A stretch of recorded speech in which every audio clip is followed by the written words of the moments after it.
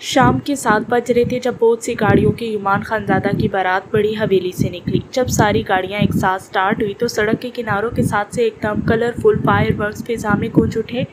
और फिर यहीं पे ही बस नहीं हुई, बस जब तक गाड़ियां लाल हवेली के सामने वाली बड़ी सी पथरीली रविश को पार न कर पाई तब तक ये फायर वर्क्स हवा में गूंजते रहे। इन फायर वर्क्स की गूंज बता रही थी वो अपने वादे के मुताबिक बहुत धूमधाम से उसे लेने जा रहा था। और फिर जब बारात लाल हवेली के नज़दीक पहुंची तो फायर वर्क्स और हवाई फायरिंग की जोरदार आवाज़ से माहौल एक पल को लरस सा गया। जबकि अपने कमरे में बैठी आयशे ने लरस के हाथ अपने दिल पे रखा। ये वादे याद हैं आपको अपने, लेकिन वो वादे याद नहीं जो लाला की शादी से पहले अपनी लच्छेदार उलझी हुई बातों में किए थे। वो उसके यूं फाते सिपह सलार की मानी ताने पे दिल में खफा हुई, जबकि खिड़की से बाहर झांकती उसकी कज़न ऐसी बारात और ऐसी शाहाना आमद पे दिल थामती बस बाहर देखती उसकी किस्मत पे रश कर रही थी। दूसरी जानिब लाल हवेली के गेट पे खड़ा युमान खानजादा सबसे मिलने के बाद अब पथरीले तासुरात से सजा चेहरा लिए हमास की तरफ मतवज्जे था, जिसने हमास साहब के इशारे पे बादल नखास्ता उससे सलाम के लिए हाथ बढ़ाया और फिर फौरन बिगड़े हुए मूड के साथ अंदर को हो लिया। वो मुसलसल सू करती उस वक्त हमास के सीने से लगी हुई थी। अभी कुछ देर कबल उसने अपनी पूरी जिंदगी होशो हवास में उस शख्स के नाम कर दी थी जिसके मुतालिक वो खुश दिली से कुछ अच्छा सोच भी नहीं पा रही थी। लाला इसे चुप करवाए, बाहर लेके जाना है इसे। सालिया ने दूसरी दफ़ा पैगाम मिलने पे धीरे से कहा तो वो बब्बर उठा। कहो जाके उसे कि सब्र रखे, इतनी जल्दी है तो वापस चला जाए, जब फारिग हो तो फिर आ जाए। उसके यूं बदलिहाजी से जवाब देने पे सब एक दूसरे का मुंह देखने लगे, जबकि भाई की सर्द आवाज़ सुन के खुद उसके आंसू ठटर गए।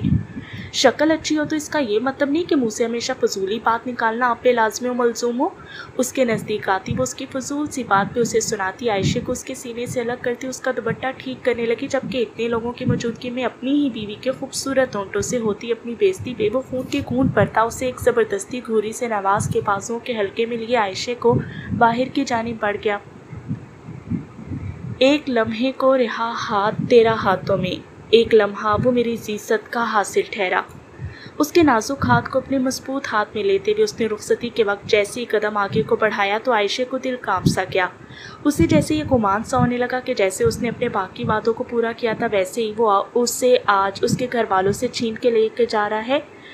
अब इसका कोई फ़ायदा नहीं है। उसके रुकते कदम महसूस करके वो एक कदम वापस उसके जानिब पलटते हुए सरगोशी नुमा अंदाज में बोला तो वो अपनी दूसरी जानिब चलते हसन साहब के सीने में मुंह छुपाती रोती और फिर बहुत सी पुरनम दुआओं और मोहब्बतों के साए तले वो दिल में ढेरों खदशात लिए उसके संग रुखसत हो ली।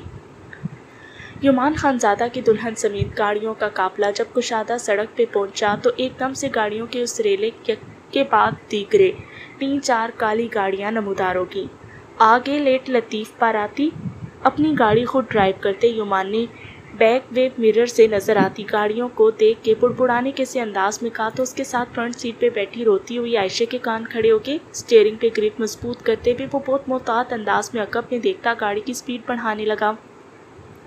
उसने साथ ही एक मैसेज मोबाइल पे टाइप करके एक नंबर पे सेंड किया और ख़ुद वो मिरर पे नज़रें जमाए गाड़ियों को नज़र में रखे गाड़ी फुल स्पीड में दौड़ा रहा था। उसकी गाड़ी बढ़ती स्पीड देख के बाकी गाड़ियों के ड्राइवर भी बहुत मुस्तैदी से ड्राइविंग करते स्पीड बढ़ा चुके थे।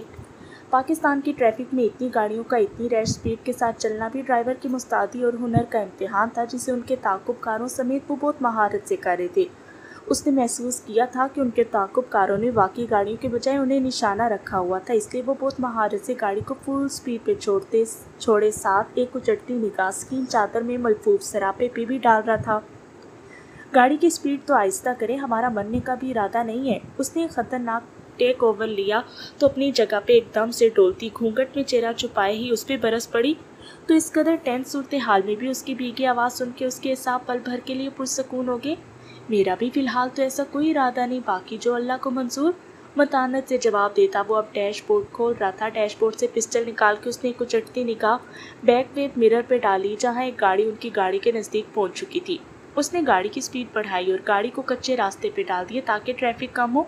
उसने हाथ बढ़ा के शीशा नीचे किया और ख़ुद एक हाथ में स्टीयरिंग पकड़ता पाँव एक्सीलेटर पे रख के वो अपनी सीट पे मुड़ा और खुले शीशे से बाजू बाहर निकालता वो अकब में आती गाड़ी के टायर का निशाना ले गया। उसकी जानिब से इस गैर मतवक्के हमले पे वो कुछ सदे बाप ना कर सके और गाड़ी का टायर बर्स्ट हो गया। اس کا حملہ ایسا اچانک تھا کہ وہ پیچھے رہ جانے والی گاڑیوں کی بھی خبر نہ لے سکے، جن کے ٹائرز بھی کوئی بہت مہارت سے برسٹ کر چکا تھا۔ اپنے ہی انداز میں ایک نامحسوس سی تباہی مچا کے وہ اپنی دلہن کو صحیح سلامت لیے بالآخر حویلی پہنچا تو اس وقت رات کے 11 بج رہے تھے۔ یار ایک دفعہ سوچ کے پکا بتا دو کہ ہم نے اندر قدم رکھنے کا کتنی جگہ ٹیکس دینا ہے؟ وہ عائشہ کے پہلو میں کھڑا دروازے پہ کھڑی ان لڑکیوں کو دیکھتے ہوئے بولا جو دروازے پہ کھڑی ان کا راستہ روک رہی تھی۔ 10 لاکھ فوراً سے جواب آیا، جسے سن کے اس نے عائشہ کا ہاتھ تھاما اور واپس کو پلٹنے لگا۔ چلیں عائشہ، ہم اتنے پیسوں سے ناردرن ایریاز میں ایک ہلکا پھلکا سا ہنی مون منا کے آتے ہیں۔ اس کے سنجیدہ انداز پہ لڑکوں کی سیٹیاں بجا کے اسے داد دی، جبکہ لڑکیوں کے منہ صدمے سے کھل گئے۔ یومان لالا، اتنی پیاری آپ کی دلہن ہے، لیکن آپ انہیں لے کے یوں کھڑے انہیں تھکا رہے ہیں۔ اس کی ماموں ذات نے اسے بلیک میل کرنا چاہا، لیکن وہ بلیک میل ہو جاتا جو وہ یومان خان زادہ نہ ہوتا۔ پیاری ہے تو اس میں تمہارا کیا کمال ہے جو تمہیں ہر جگہ ٹیکس دوں؟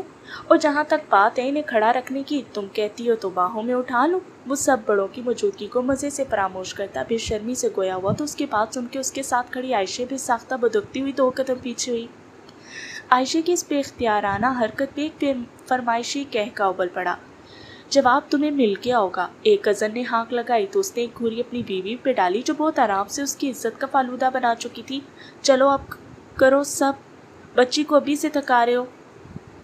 کچھ دیر کی مزید گپ شپ کے بعد زہرا بھی آگے بڑھی اور انہوں نے نرمی سے سب کو وقت کی کمی کا احساس دلایا تو ان دونوں کو بہت سی دعاؤں اور خوشیوں کے سنگ اندر لایا گیا۔ اندر لانے کے بعد نہ جانے کن کن رسومات اور ہلے گلے کا اسے حصہ بنایا گیا کہ وہ پوری طرح سے تھک گئی۔ ہم تھک گئے ہیں نانو بیگم، ان کے پاس آ کے بیٹھتی زہرا بی کے کان میں ہولے سے سرگوشی کی تو پھر زہرا بی نے باقی تمام رسموں کو بند کر کے عائشہ کو اس کے کمرے میں لے جانے کا حکم دیا۔ وہ جو یومان کی کچھ دیر قبل منظر سے ہٹنے پہ پرسکون ہو چکی تھی، کمرے کے نام پہ اسے اپنے وجود پہ چونٹیاں سی رینگتی محسوس ہوئیں۔ ایک دفعہ پھر سے اس نیند تاریک کمرے میں سب جمع ہوئے تھے۔ وجہ ایک بار پھر سے بلال ربانی کا شکست کھانا ہے۔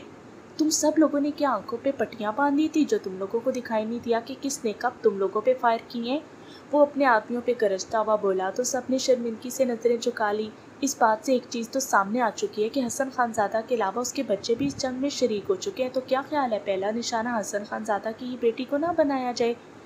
اس نے ایک مکروہ نگاہ سکرین پہ نظر آتی عائشہ کی تصویر پہ ڈالی تو سب نے ایک نظر تصویر کو دیکھ کے واپس نظریں جھکا لی۔ لیکن اس کے لیے میں تم سب کو ٹارگٹ نہیں دوں گا، بلکہ میں عورت کا شکار عورت کے ذریعے کرواؤں گا۔ اس نے مزید کہا اور پھر ایک نمبر موبائل پہ ملا تھا، وہ موبائل کان سے لگا گیا۔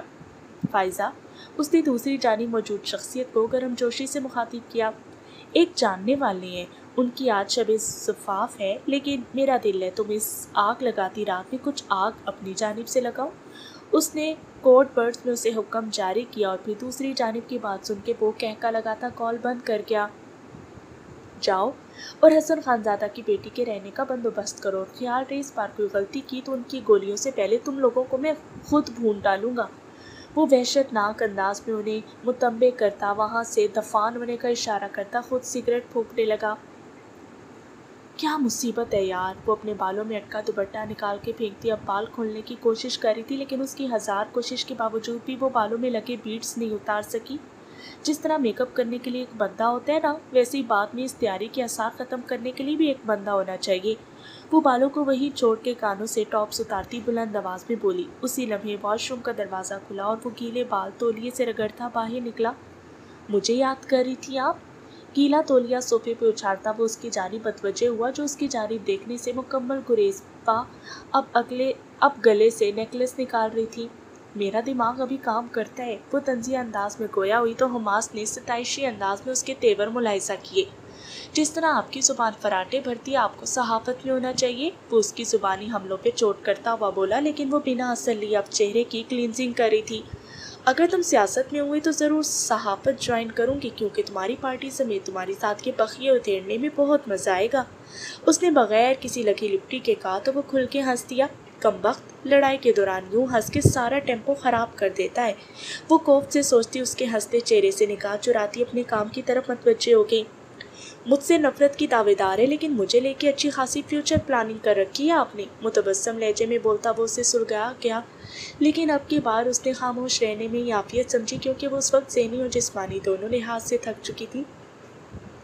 اس کی خاموشی محسوس کرتا وہ آگے بڑھا تو شیشے میں اس کے نزدیک تر ہوتے عکس کو دیکھ کے وہ دل پہ جبر کیے وہیں بیٹھی رہی اور چہرہ ٹیشو سے صاف کرنے لگی۔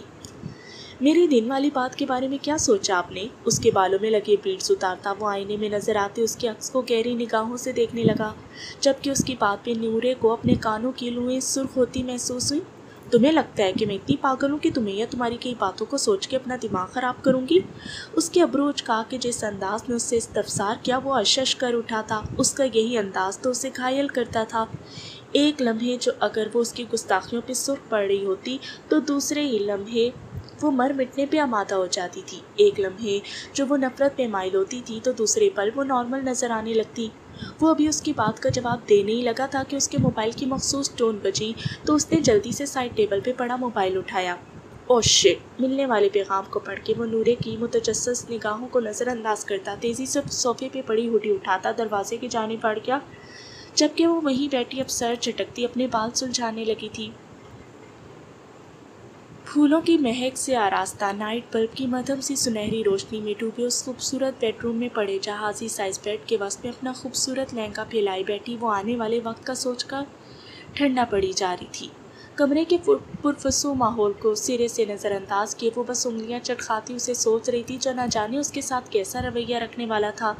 صرف ایک یہی سوچ اس کے دل کو پریشان کیے ہوئے تھی۔ گھڑی کی ٹک ٹک کرتی سوئیاں گزرتی شب کی کہانیاں سنا رہی تھی۔ جب اس کے انتظار سے بیزار ہوتی وہ بیک گراؤنڈ کے ساتھ سر ٹکا کے اور پھر اگلے چند لمحوں میں وہ نیند کی گہری وادیوں میں کھو چکی تھی۔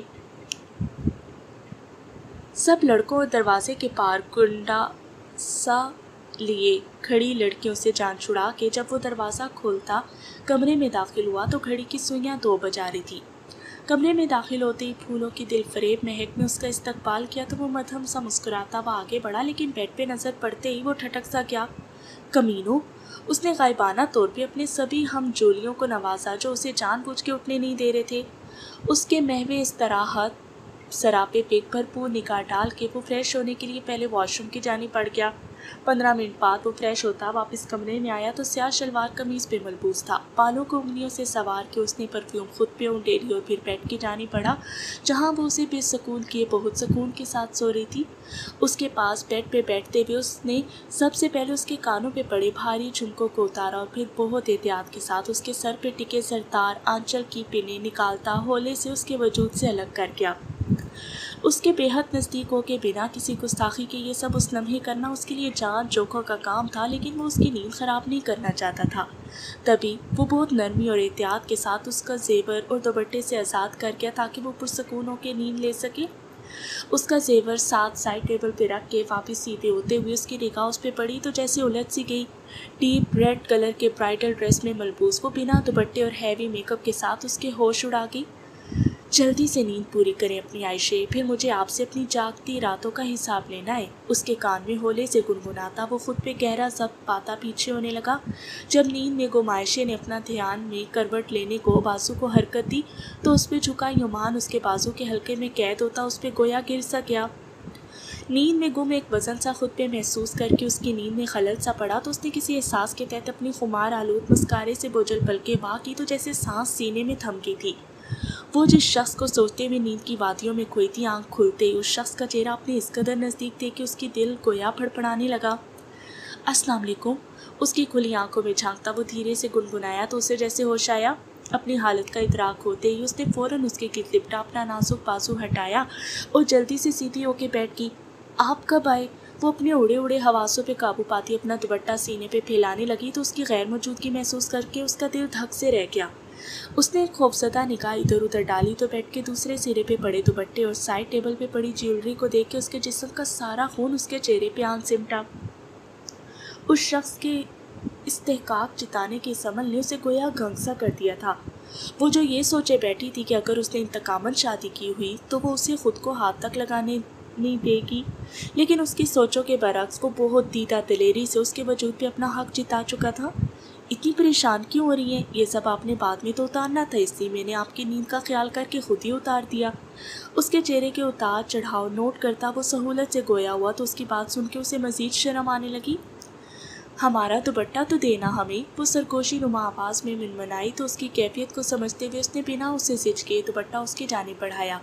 اس سے پہلے کہ وہ دوپٹہ سینے پہ پھیلاتی، سائڈ ٹیبل پہ پڑا عائشہ کا موبائل گنگنا اٹھا۔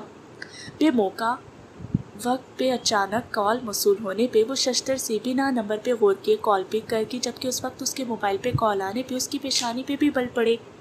السلام علیکم، ایک قطرائی سی نگاہ اس پہ ڈالتے ہوئے اس نے مدھم سے لہجے میں سلام کیا تو دوسری جانب سے غیر مانوس سی آواز سن کے بول جی کون؟ اس نے یومان کے ہاتھ کی جانب دیکھا جو وہ اس کی جانب بڑھاتا اس کا ہاتھ تھام گیا تھا۔ میں وہ ہوں جس کے شوہر کے ساتھ آج تم نے شادی کر کے میرا حق مارا ہے۔ دوسری جانب وہ جو بھی تھی اس کے کہے الفاظ پہ دھڑا دھڑ ساتوں آسمان اپنے سر پہ ٹوٹتے محسوس ہوئے۔ کیا؟ اس کے لب پہ یقینی سے پھڑ پڑائے۔ تمہارے شوہر کی پہلی بیوی ہوں جس نے مجھے کہا کہ وہ اپنی بہن کا بدلہ لینے کے لیے تم سے نکاح کرے گا، لیکن اس نے مجھے دھوکہ دیا اور تمہیں رخصت کروا کے میری جگہ پہ لے آیا۔ وہ دوسری جانب چیختی ہوئی مغلسات بک رہی تھی، جبکہ وہ سائیں سے کرتے کانوں اور بے یقین آنکھوں میں ٹوٹے مان کی کرچیاں لیے ساکت بیٹھی ہوئی تھی۔ عائشہ خیریت؟ کون ہے کال پہ؟ اس کے بے جان ہاتھ سے چھوٹتے موبائل کو دیکھ کے وہ پریشان ہوا کیونکہ اس کا چہرہ بہت کچھ انہونی کا سندیسہ دے رہا تھا۔ عائشہ، اس نے اس کے کندھے کو ہلایا تو وہ خالی خالی نگاہوں سے اسے دیکھنے لگی، جبکہ کانوں میں پھر سے اس عورت کی آواز زہر بھرنے لگی۔ آپ نے مجھ سے واقعی بدلہ لینے کے لیے شادی کی ہے نا؟ اس کی خالی خالی آواز پہ یومان کو بہت کچھ غلط ہونے کا احساس ہوا۔ کیا مطلب؟ اس کے تجاہل عارفانہ سے استفسار کرنے پہ وہ جیسے پھٹ پڑی۔ مطلب یہ کہ جب اپنی پہلی بیوی سے یہ وعدہ کیا تھا کہ بہن کا بدلہ لینے کے لیے ہم سے صرف نکاح کریں گی تو کیوں یہ رخصتی کروا کے ہمیں ایک عورت کا حق ماننے پہ مجبور کیا؟ اس کی بلند آواز پہ اس کا دماغ گویا بھگ سے اڑا۔ یہ کیا کہہ رہی ہیں آپ؟ یومان نے نہ سمجھی سے اسے دیکھا جو اپنا دلہنپا بھلائے اس وقت مر مٹنے والے انداز میں اس کے سامنے بیٹھی تھی۔ ہم کچھ نہیں کہہ رہی ہیں، ہاں آپ ہمیں ہماری حویلی چھوڑ کے آئے کیونکہ بدلہ تو آپ کا پورا ہو چکا ہوگا نا؟ کاٹدار انداز میں کہتے ہوئے اس نے دوپٹہ کھینچ کے سینے پہ پھیلایا اور پیر بیڈ سے نیچے لٹکانے لگی۔ جب یومان نے بے اختیار لپک کے اس کی کلائی جکڑنی چاہی، اس نے ایک جھٹکے سے اپنا ہاتھ اس کی گرفت سے دور کیا۔ ہاتھ نہیں لگائے ہمیں۔ اتنا سب کچھ ہونے کے باوجود آپ اتنی ڈٹائی کا مظاہرہ کیسے کر سکتے ہیں؟ وہ تڑپ کے اس سے فاصلہ بڑھاتی دھاڑی تو اس نے بامشکل ضبط کرتے ہوئے اس کی جانب دیکھا جو اس سے صدیوں کے فاصلے پہ نظر آ رہی تھی۔ عائشہ، کسی انجان شخص کی باتوں میں آ کے یوں جذباتیت کا مظاہرہ کرتے ہوئے گھر نہیں اجاڑا کرتے۔ اس نے رسانیت سے اسے سمجھانا چاہا کیونکہ سمجھ چکا تھا کہ آنے والی فون کال ان کے درمیان لگی آگ کو بھڑکا گئی تھی۔ انجان شخص اندرونی خانہ کی باتیں نہیں جانتا ہوتا، لیکن جسے آپ نے خود اپنی زندگی سے منسلک کیا ہو تو وہ انجان کیسے ہو سکتا ہے؟ یومان خانزادہ، چپتے ہوئے لہجے میں بولتی وہ نرم خو عائشہ سے بہت مختلف لگ رہی تھی۔ عائشہ، میری بات سنیں، میں نے کسی سے کوئی نکاح نہیں کیا۔ وہ بیڈ سے اٹھتا اس کے نزدیک جاتا بے بسی سے بولا تو وہ زہر خون سا مسکرائی۔ اچھا آپ یہ بھی کہہ دیں کہ آپ نے کبھی یہ نہیں کہا کہ آپ ہم سے شادی ڈالا کہ یہ کہا بدلہ لینے کے لیے کر رہے ہیں؟ اس کے طنزیہ انداز پہ وہ مٹھیاں بھینچ کے رہ گیا۔ اسے اندازہ نہیں تھا کہ اس کے کئی الفاظوں سے یوں گہرے منور میں دھکیل دیں گے۔ ہم بے وقوف ہوں گے لیکن اتنے نہیں۔ یہ دیکھیں آپ کا سائن کیا ہوا نکاح نامہ۔ اس نے ہاتھ میں تھاما موبائل اس کی جانب پھینکا تو یومان کا دماغ اب کی بار صحیح معنوں میں گھوما تھا۔ اسے اب سمجھ آئی کہ دشمن نے کچی گولیاں نہیں کھائی تھی بلکہ اب کی بار بہت نازک وار کیا گیا تھا۔ عائشہ لسن، اس نے اسے ٹھنڈا کرنے کے لیے کچھ کہنے کو لب کھولے اور اس کی جانب قدم بڑھائے۔ نہیں، اگر آپ نے ہماری جانب ایک ہی قدم بڑھایا تو ہم بہت برا کر دیں گے۔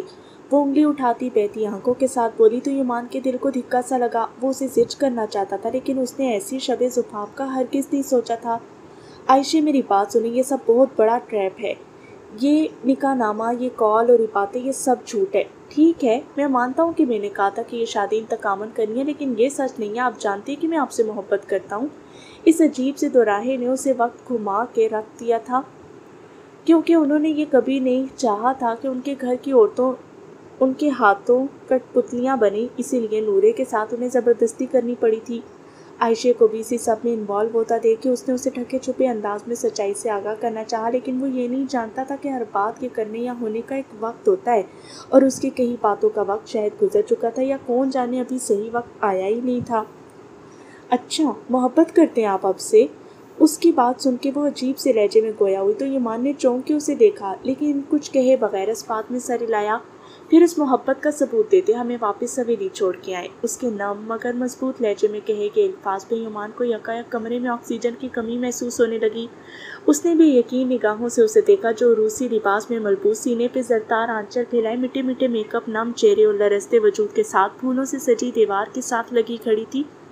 ایسا نہیں ہو سکتا عائشہ، بمشکل اپنے ٹوٹتے اعصاب کو سنبھالتے ہوئے وہ سنجیدگی سے بولا تو چند پل اسے دیکھنے کے بعد وہ بہت ٹھہری ہوئی آواز میں بولی، ٹھیک ہے، اگر ہمارا اس حویلی سے جانا ناگزیر ہے تو پھر آپ یہ حویلی چھوڑ دیں کیونکہ ہمیں آپ کے ساتھ نہیں رہنا۔ اس کے کئی الفاظ پہ یومان کو حبت اقلیم خود پہ ٹوٹتے محسوس ہوئے۔ عائشہ، اس نے بھی یقینی سے اسے دیکھا جبکہ ماتھے کی رگیں ضبط کی شدت سے پھولنے لگی تھی۔ آپ جانتی ہیں کہ آپ جذباتیت میں کیا کہہ رہی ہیں؟ وہ ایک قدم آگے بڑھتے ہوئے بولا تو عائشہ نے ہاتھ اٹھا کے اسے روکا۔ بدلہ لینے کے لیے شادی کہوں گا؟ جیسے الفاظ تو اپنی انا دکھانے کو پورے کر لیے لیکن جھوٹی محبت کا ثبوت دینا مشکل لگ رہا ہے آپ کو؟ وہ طنزی انداز میں بولتی اس کی ذات اور مان کے پر خدشے اڑاتی چلی گئی۔ اور پھر وہ ہو گیا جو کچھ ان سب نے سوچا نہیں تھا۔ عائشہ کی جذباتی اور بلال ربانی کی مکاری کے باعث یومان نے اسی رات حویلی چھوڑ دی۔ یومان کی حویلی چھوڑنے کی خبر سن کے حماس بھاگا آیا تھا لیکن یومان کا انداز اس قدر دو ٹوک اور سر تھا کہ وہ اسے چاہ کے بھی نہیں روک سکا۔ یومان کے یوں شادی کی رات بنا کچھ کہے یا بتائے، یہ بھی عائشہ کا ہی کہنا تھا۔ حویلی سے چلے جانا پہ سب نے یومان کی اس حرکت پہ اسے لتاڑا اور اس کی اس حرکت کو قابل مذمت جانا۔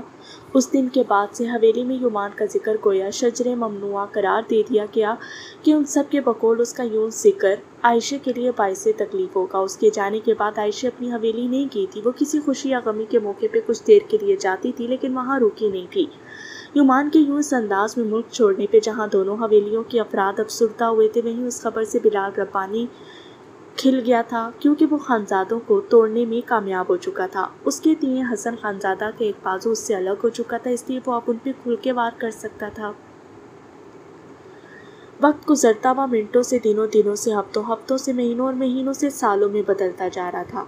گزرے سالوں میں جہاں بلال ربانی میں خانزادہ خاندان کو تباہ کرنے کے لیے بہت سے اوچھے ہتھ کنڈے اپنائے تھے، وہیں حسن خانزادہ نے اپنی خاندانی سیاست اور اپنی اتھارٹی کا استعمال کر کے اسے بہت بار دھول چٹوائی۔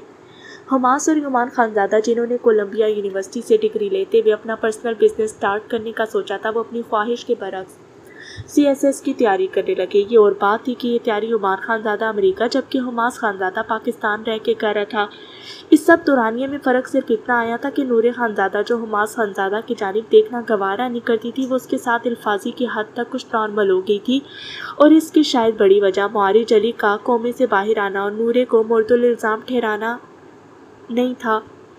جب معارج علی کے متعلق اس کا پچھتاوا کم ہوا تو اس نے حماس خانزادہ سے اپنی اسٹڈی مکمل کرنے کی درخواست کی، لیکن اس کی خواہش تھی کہ وہ اپنی تعلیم مانچسٹر یونیورسٹی سے پوری کرے گی۔ اس کی خواہش دیکھ کے حماس نے بمشکل حویلی والوں کو منایا اور اس کی وہاں مکمل سیکیورٹی کا بندوبست کر کے اسے وہاں پڑھنے کے لیے بھیجا۔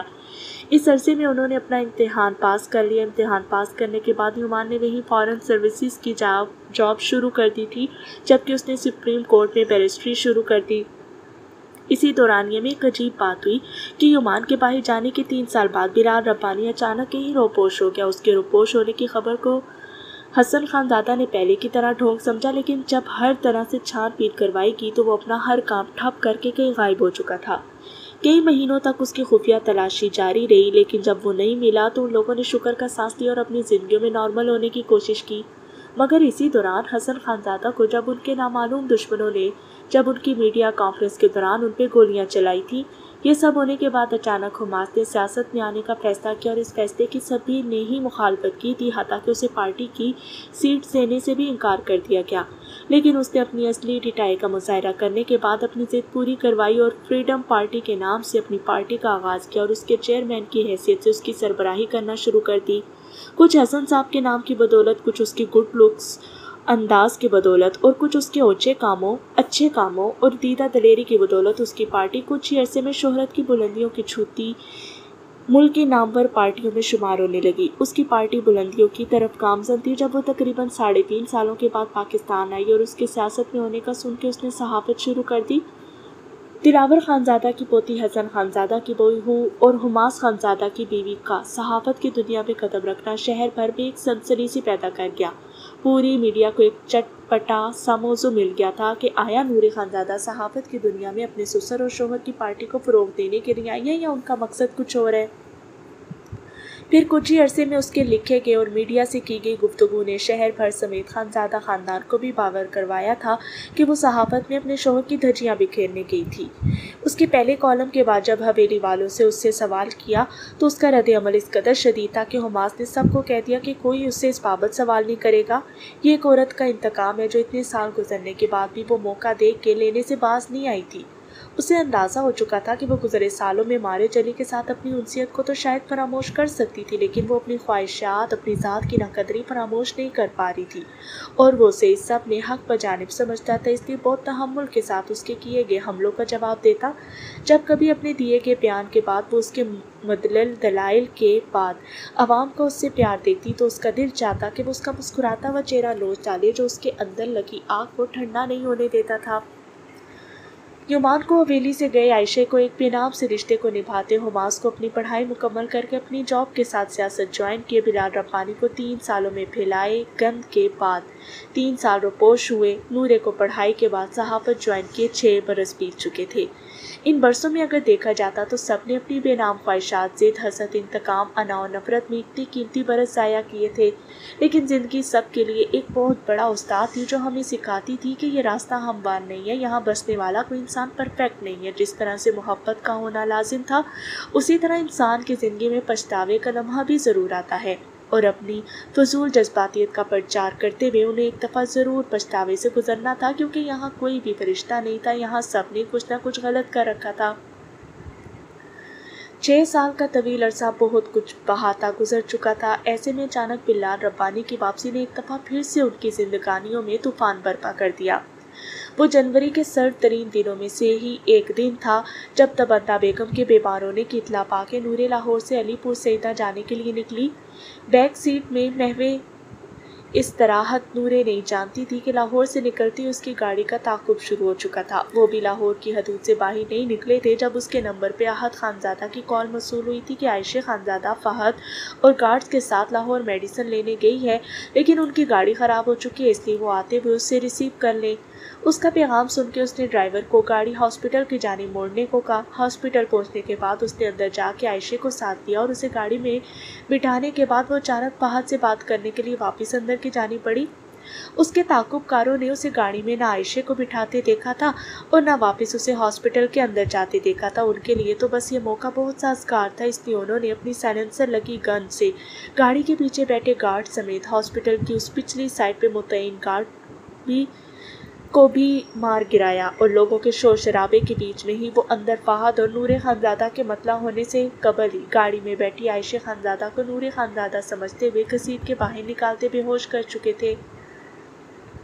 जब तक बाहर फैली सरासीम की और हर उसकी और खबर हॉस्पिटल के अंदर तक पहुंची थी, तब तक वो लोग होशो हवास से बेगाना आयशे खानज़ादा को बहुत दूर ले जा चुके थे।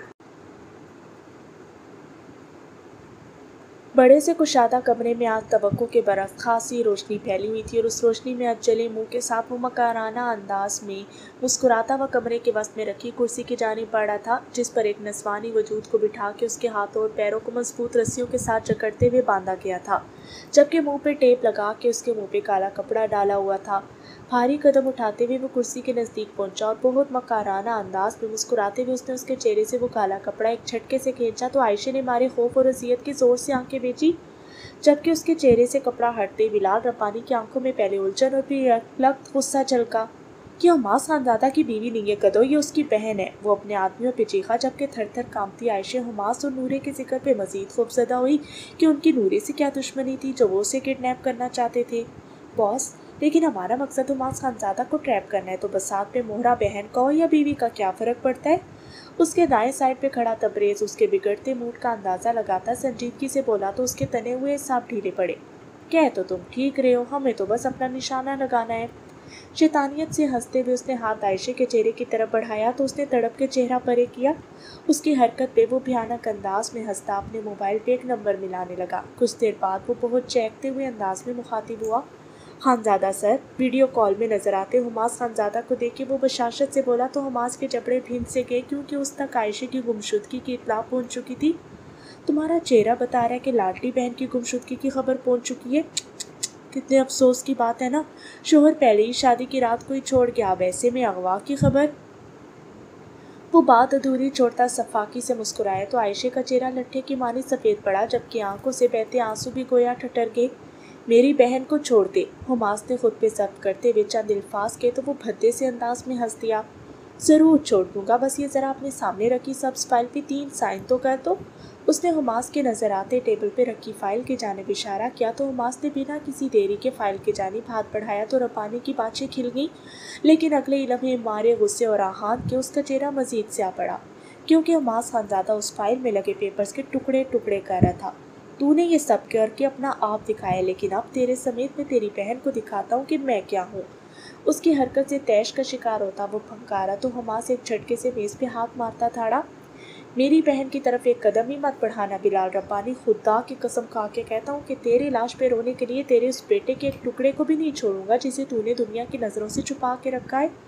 उसकी बुलंद आवाज़ में शेर की सी धार थी, जिसे सुन के बिलाल रब्बानी समेत उसके तमाम आदमी गोया हिल से गए। एक नज़र स्क्रीन पर डालते हुए उसने हुमास खानजादा का बफरा हुआ चेहरा देखा, जो हर हद से गुजर जाने पे आमादा दिख रहा था। लेकिन वो हुमास खानजादा पे उस लम्हे अपनी को कमज़ोरी नहीं दिखा सकता था, क्योंकि उसकी कमज़ोरी उसके पास थी। उस लम्हे मैं भी तुम्हारी इस हीरोगिरी की तुम्हें दाद देता हूँ। मेरे बेटे की मुझे धमकी देने से कबल ये बात तो सोच लेते कि मेरे बेटे तक पहुँचने तक मैं कुछ इंच पे मौजूद तेरी बहन के वजूद के चीथड़े उड़। लम्हे भर के खौफ पे काबू पाके वो दोबारा से उसी घटिया अंदाज में गोया हुआ तो उसके अल्फाज उसके ज़ब्त की हदूद को पार करने लगे। बकवास बंद कर अपनी जलील इंसान। वो ज़ोर से मोबाइल मुट्ठी में दबोचता हुआ धाड़ा, लेकिन उसकी दुखती रग पे पाँव रखता वो मकारी से हंसता हुआ कॉल बंद कर गया। न, न, टेप लगे मुंह और बंधे हुए हाथों समेत वो उसके बढ़ते कदम देख के घुघियाई, लेकिन वो उसकी आंखों से टपकती बेबसी को एंजॉय करता एक कदम मजीद आगे बढ़ा तो आने वाले लम्हात को सोच के आयशे के बहते आंसू मारे खौफ और अजियत के ठटरने लगे। उसका दिल बेख्तियार युमान और हुमास को पुकारने लगा। उसकी बहती आंखों में उस वक्त युमान को देखने की तमन्ना शिद्दत से जाग उठी थी। वो बेबसी से इधर उधर देखती कोई ऐसा रोज़न तलाश कर रही थी जो उसे उसके चुंगल से आज़ाद कर दे, लेकिन उसको जान बचाने या जान देने के लिए कोई भी जरिया नहीं मिला तो वो शिद्दत से आंखें मीचते उस शख्स को याद करने लगी जिसके साथ उसका सबसे मजबूत रिश्ता था, लेकिन उस रिश्ते के खूबसूरत एहसास को महसूस ही ना कर सकी। उस वक्त न जाने कि उससे हमेशा के लिए बिछड़ने से चंद लम्हे कबल उसके दिल में ख्याल आया कि कहीं यही शख्स उनकी बर्बादी का जिम्मेदार ना हो, जो ये तक जानता था कि उसका शौहर उसे शादी की रात छोड़ के गया था। अपने शोहर को याद कर रही हो? वो आंखें बंद किए कांपते दिल के साथ आयतल कुर्सी का विर्द करती अपने प्यारों को याद कर रही थी। जब उसने अपने गलीज हाथों से उसके गाल को छूते हुए इस्तफसार किया तो उसके लम्स पे उसके हलक से मारे खौफ और अजियत की एक चीख निकली जो उसके बंद मुंह की वजह से कहीं दब के ही रह गई। कितने अफसोस की बात है ना कि शोहर के छूने से कबल तुम्हें एक गैर मर्द छू रहा है और तुम्हारा वो आशिक अमेरिका बैठा ये तक नहीं जानता कि उसकी अनछुई बीवी आज किसकी कैद में और उसके साथ क्या होने वाला है। उस शख्स की घटिया और इखलाकियात से गिरी हुई गुफ्तगू सुन के जहाँ एक खौफ उसके दिल में गहरे पंजे गाड़ गया, वहीं उसके दिल में ये ख्याल भी प्योस्त हो गया था कि शबे ज़ुफ़ाफ उसकी और युमान के दरमियान दर आने वाली कुशीदगी का बाइस बनने वाली वो फ़ोन कॉल कहीं ना कहीं उस शख्स की मकरूज़ साजिश ना हो। या अल्लाह, युमान, हुमास लाला। जब उस शख्स के गलीज हाथों का लम्स उसके नम रुखसार से होता हुआ उसकी गर्दन की तरफ जाने लगा तो वो बंधे हुए मुंह के साथ मारे अजियत और जिल्लत के दिल ही दिल में चिल्लाई और सर को ज़ोर ज़ोर से नफी में हिलाने लगी। उसकी इस हालत को देखते हुए वो वहशी अंदाज में दांत निकालता हंसता चला जा रहा था। फिर वही दर्द सा जागा है रगों में मेरी, फिर वही आस से निकली है मेरे सीने से, फिर वही ख्वाब से टूटे हैं मेरी आंखों में, फिर वही दर्द की तलखी है मेरी बातों में, फिर वही अश्क से ठहरे हैं मेरी पलकों पर, फिर वही रात सी जीवन में उतर आई है। आज फिर शाम ढले तुम मुझे याद आई हो। आतिफ सईद। पैरों से जूते निकाल के दूर उछालते हुए वो बिना जराबे उतारे टांगे सीधी फैलाता सोफे की पुष्टि टेक लगा गया। मुझे पता नहीं था कि इतनी नाजुक दिखने के बावजूद आप इस कदर पत्थर दिल निकलेंगी। सफ़ेद छत को रत जगी आंखों से देखते हुए उसका दिल हमेशा की तरह शिकवा कुना हुआ और ये गुजरे 6 सालों में हुआ था कि उसने हर दिन ये शिकवा उससे दोहराया था जिसने उसको उसके कहे अल्फाज की इतनी कड़ी सज़ा सुनाई थी और ऐसी सज़ा सुनाई थी कि उस पर डट खड़ी हुई। وہ جب کبھی حویلی ماں کو فون کرتا وہ تب تک ماں کے نزدیک بھی نہ پھٹکتی کہ اس کی آواز تک نہ سننے کو ملے۔ اس کی یہی جفائیں اسے آج تک یوں انجان جگہ پہ رہنے پر مجبور کر رہی تھی، مگر آج اسے نہ جانے کہ اپنے دل کی کیفیات پہلے سے بھی زیادہ بگڑی ہوئی لگ رہی تھی۔ ایسا پہلے بھی ہوتا تھا کہ وہ جب بھی ہر کام سے فارغ ہو کے اپنے اپارٹمنٹ پہنچتا تو اس کی یادیں جونک کی مانند اسے چمٹ جاتی، مگر آج اس کی یاد کے ساتھ ایک عجیب سے بے چین احساس نے بھی اسے اپنی لپیٹ میں لے لیا تھا۔ نہ جانے کیوں، لیکن آج اس کا دل اسے کہہ رہا تھا کہ وہ اسے پکار رہی ہے۔ تبھی وہ جیب سے موبائل نکالتا حویلی کا نمبر ڈائل کرنے لگا تو اسے معلوم ہوا کہ اس کا موبائل تو ایک کیس کی وجہ سے اس نے صبح سے بند کر رکھا تھا۔ او شٹ، اپنی بے خبری پہ لعنت بھیجتا وہ اپنا موبائل آن کرنے لگا۔ موبائل آن کرنے کے بعد اس سے پہلے کہ وہ حویلی کال کرتا، حماس اور حسن صاحب کے نمبر سے آنے والی لاتعداد کالز دیکھ کے اس کی پیشانی پہ الجھن سے شکنیں سی نمودار ہوئی۔ اتنی کالز اور میسیجز! وہ بڑبڑاتے ہوئے میسیجز کو دیکھنے لگا جب پہلے ہی میسیج پہ اسے محسوس ہوا کہ ایک تیز رفتار ٹرین بہت برق رفتاری سے اس کے وجود کو کچل گئی ہے۔ عائشہ ہیز بین کڈنیپڈ۔ اس کو فضا میں آکسیجن کی مقدار کم محسوس ہونے لگی تو اس نے بے ساختہ کانپتے ہاتھوں کے ساتھ ٹائی کی ناٹ ڈھیلی کی۔ Rabbani has taken Ayesha to his farm house. Rabbani has taken Ayesha to his farm house. دوسرے پیغام کو دیکھ کے اس کا دل بند ہونے لگا۔ اسے آج محسوس ہوا کہ جسم سے روح کے نکلنے کی اذیت کیا ہوتی ہے۔ وہ اس لمحے اڑ کے اس تک پہنچنا چاہتا تھا لیکن وہ اپنے وجود کو ہلا بھی نہیں پا رہا تھا، لیکن تیسرے میسج کو دیکھتے ہی اس نے اپنے بے جان وجود کو بمشکل سمیٹتے ہوئے حرکت کرنے کی کوشش کی تو اسے احساس ہوا کہ اس کا پورا وجود کسی انجانے اور ناقابل تلافی نقصان کے خدشے سے لرز رہا تھا۔ شی نیڈز یو، یہ 3 لفظ نہیں تھے بلکہ یہ امریکہ میں بیٹھے اس شخص کے لیے دوبارہ خود کو جوڑنے کے لیے پیوند کا کام کر رہے تھے جو اپنی خاندان کو دشمنوں سے بچانے کے لیے اپنی محبت کو اس کی رضا کے لیے چھوڑ آیا تھا۔ اسے نہیں پتا تھا کہ اس نے کس قدر منتشر اعصاب اور ربانی کا سوچتے مشتعل دل و دماغ کے ساتھ کتنی مشکل سے ارجنٹ سیٹ بک کروائی تھی اور پاکستان کے لیے روانہ ہوا۔ یہ سب اس کے لیے کرنا بہت مشکل ہوتا جو وہ فارن سروسز آفیسر نہ ہوتا، لیکن اس کی جاب اس کے لیے اس وقت ایک نعمت کی طرح کام آئی تھی۔ اور کچھ ہی گھنٹوں کے بعد وہ جہاز میں بیٹھا اپنی بیوی کی جان و عزت کی سلامتی کی دعا کر رہا تھا۔ وہ جانتا تھا کہ اتنے گھنٹے قبل کیے گئے میسج کو کچھ گھنٹے قبل پڑھنے کے بعد وہ جب تک پاکستان پہنچے گا تو کچھ بھی ہو چکا ہوگا، لیکن اسے خدا پہ یقین تھا جو اسے اس حال میں مایوس اور نا امید نہیں کرے گا اور اس کی بیوی کی عزت کی حفاظت کرے گا۔ اس کے باوجود وہ اس کے لیے جانا چاہتا تھا کیونکہ وہ یہ بھی جانتا تھا اس لمحے اسے فقط اس کی ضرورت تھی۔ ایک بار پھر سے ایک سوگواری کی کیفیت حویلی والوں پہ چھا گئی، لیکن اب کی بار یہ سوگواری بہت جان گسل تھی کیونکہ بات حویلی کی عزت کی تھی جس پہ دن دہاڑے ہاتھ ڈالنے کی کوشش کی گئی تھی۔ لال حویلی میں موجود نورے اپنی ماں اور ساس کے درمیان بیٹھی انہیں تسلی دینے کی کوشش کر رہی تھی جو مسلسل روتے ہوئے عائشہ کی زندگی اور عزت کی سلامتی کی دعا گو تھی۔ میں نے کہا تھا حسن صاحب کہ یہ سیاست کی گندی راہ چھوڑ دیں کیونکہ اسے سوائے ذلت اور موت کے کچھ نہیں ملتا، لیکن انہوں نے میری ایک نہ سنی بلکہ میرے بیٹے کو بھی اس گند میں لے گئے جس کا انجام میری معصوم بچی بھگت رہی ہے۔ اقدس بیگم گریہ زاری کرتی پھوٹ پھوٹ کے رونے لگی جبکہ ان کی بات سن کے نہ جانے کیوں نورے نظریں چرا سی گئی۔ پھوپھو سرکار، آپ یوں رو رو کے پریشان مت ہوتا سرکار، اور حماس نکلے ہوئے ہیں، انشاءاللہ عائشہ کو کچھ نہیں ہوگا۔ وہ خود بھی عائشہ کے لیے بہت پریشان تھی اس لیے سچے دل سے بولی، لیکن اقدس بیگم ایک ماں تھی، ان کے دل کو تب تک سکون نہیں آنے والا تھا جب تک وہ اپنی بیٹی کو اپنی آنکھوں کے سامنے زندہ سلامت نہ دیکھ لیتی، جبکہ دوسری جانب بھی ایک ماں تھی جو جانتی تھی کہ اغوا ہونے والی ان کی بہو ان کے بیٹے کی زندگی کی ضمانت تھی، اور ایسے میں بیٹے کی غیر موجودگی میں اسے کچھ ہو جاتا تو وہ بیٹے کو کیا جواب دیتی۔ سب اپنی اپنی سوچوں اور دکھوں میں گم ہوتے ہوئے فقط عائشہ کے بنا کسی ناقابل تلافی نقصان کے گھر واپسی کے لیے دعا گو تھے۔